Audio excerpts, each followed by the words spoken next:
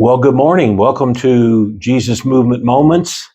And look at here. We have the lady that is normally behind the camera on the camera. So what's up with that? Welcome, Ashley. Well, Thanks thank you. for being here. Hey, so for the next 2 weeks, we're going to do something a little different. Ashley is going to conduct an exit interview. As you know, May 4th is my last Sunday. I am retiring from being the pastor of this church. Not retiring from ministry, but retiring from being the pastor of this church. And so Ashley's put together a list of questions, and we're going to do an exit interview. So Ashley, welcome. Thank you for being here. Well, we hope this turns out well. And by the way, now I am aware of, I had a little bit of heads up on the questions, but now we haven't done too much coaching on this, so we're just going to wing it, girl, huh? Okay. All right. All right. So Ashley, you just take off. All right. So I know there are some things that I've been wanting to know, and I'm sure I'm not the only one. Okay. So question one would be, was there a defining moment where you knew it was time to step down into retirement? Yeah. I think so. Even though I knew at the age of 66, 65, 66, and I'd even made the folks aware that, hey, this is coming, so I had some, just simply because of, due to the obvious, you slow down, there's various things. And so I'm 64, I got 65, 66. I said, we better think about this.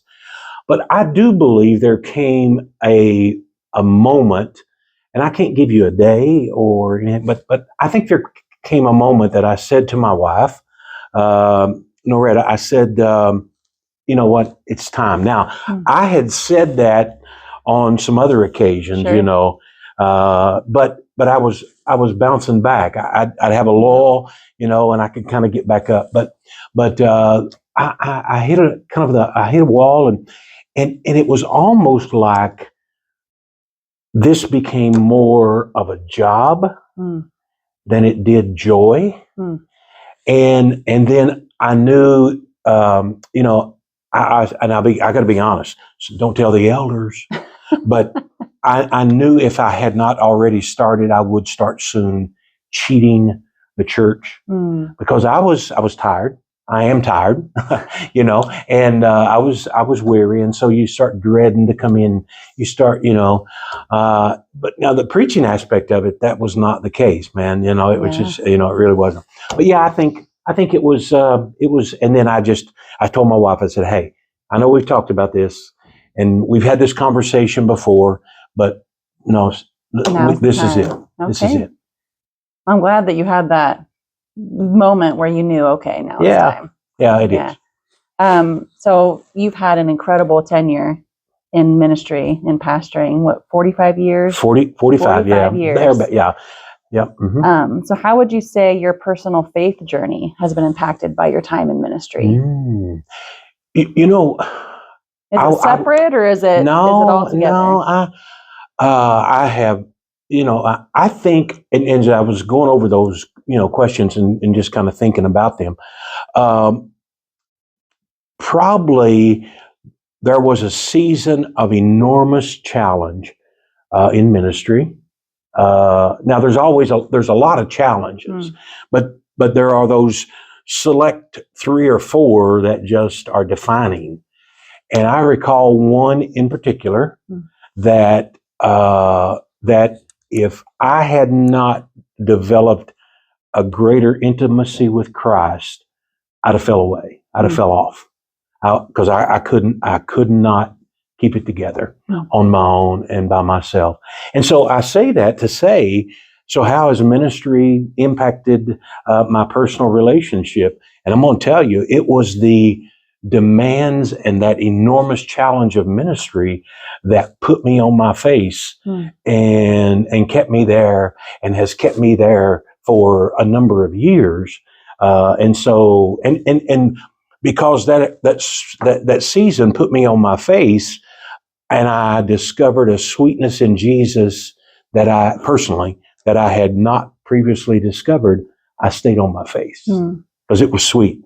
It was sweet, and it's been sweet. So Mhm. yeah, so I would say that's how ministry's impacted where I'm at personally. I love it. So, not disregarding that, but I'm sure there are other rewarding aspects of your work. What Oh, would you you know what? say Hey, would be one of the most rewarding yeah. parts So of your ministry? here's the most rewarding, and you've been a part of some of these. I've had the privilege of being a part of some of these. So you come to the house on the Lord's Day, come to this house, and you start worship. And so we got the band, playing and the singer singing, and the Holy Spirit just comes, Mm. and people just start responding, just The spontaneously. air It changes. You can just feel it. and you're seeing people delivered. You're seeing people coming to Christ. You're seeing healings taking place. You're seeing just enormous manifestation of God's presence. Those are the highlights. Mm. Those are, so you got all of that stuff. People coming to Christ, people getting to help, people getting deliverance, people getting, you just have those God moments. And you know what? We've had several of those here at Bell Fountain. We've had some of those recently, and man, nothing like them. Mm. Nothing like them. And I know that you have so many memories, too many to even list and count and talk about. But could you give me an example of a memory that just stands out? Mm. A memory that stands out serving here, Serving the church. out of those 45 years, I've 20 of them have been almost 20 of those within a couple months will be 20 of those here. Yeah. And yeah, I do. So we built the new building, Mm-hmm. and we built that, probably started that in 04. We probably need Fred in here to help us with this date. But 04, 05, we started that. And it was an enormous undertaking, several $1 million. Mm-hmm. But people gave, pledged and gave, and just so much work. So, yeah, here's what I know about building a building. It'll cost you more than you thought it would. It'll take you longer than you figured, and there'll be far many more problems than you ever anticipated. That's So right. I'm just telling you, so we went through all that, but we had great leaders, man, great leaders. That was part of that. But a moment was when we, because you weren't around, but we had got this finished. Yeah. The addition finished, and we had red carpet in the yeah. sanctuary. Yep. Okay, you see some pictures, I'm sure. I've seen pictures. Well, so we cut off a piece of red carpet about like this, and Noretta and I were in front, and we are making the transition from there into the gym, and so we're going to worship in the gym while they renovate the worship center. And so we're making the transition. She and I are leading the way, and this is probably 06, 07, I don't know, something like that. 05, 06, probably, yeah. And so she's 05, 06. But anyway, we're leading the way. Richard Lee's mother, Virginia Lee. We give her the piece of red carpet, and she's up front and she's carrying that red carpet.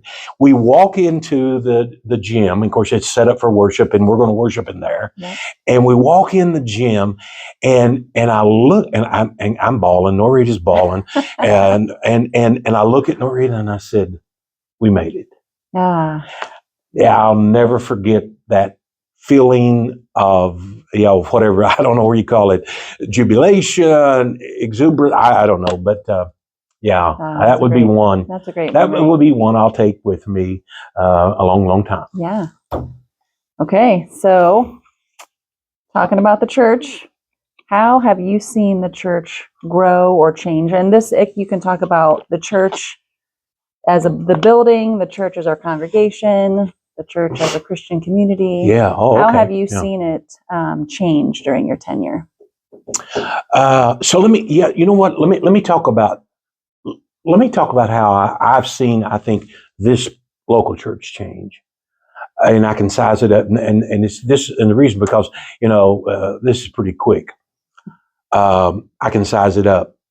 The way I have seen this church change in the past 10 years, I'll just kind of talk about that. And having been here, 10 years previously, and then away 7, and then coming back, the last 10, I have seen more and more people who are a part of the church personally just love Jesus. Yeah, it's you just see it in their conversation. You see it, when they're worship. You see it in their desire to, touch other people, and so yeah, I think this church is more in love with Jesus. I think we are more in love with Jesus than maybe we were 10 years ago. Not that we didn't love him 10 years ago. Do you think maybe it's not that they're more in love with Jesus, but they're less afraid to show it to others? Yeah, I think yes, I do. I mean, but obviously because of the love relationship, It grows. it just grows. Yeah. And a lot of the things that were inhibitions are just, whether it's fear or doubt or whatever it may be, those inhibitions. Love hides a multitude of sin, Yeah. And so I think it's because of love. I think we really can go back to, not that we didn't love him before, because we did, but now we love him, and it just seems that because of our love, many of our inhibitions are just kind of falling off. We're free in worship, it seems to me. Yes, I agree. And so yeah, and because you've been 5 years, 6 years? Since 17, so 8 years almost. Oh, okay, yeah. So you've been around here a moment, and so you've probably seen about as much as I've seen, really. Not quite as much. But yeah.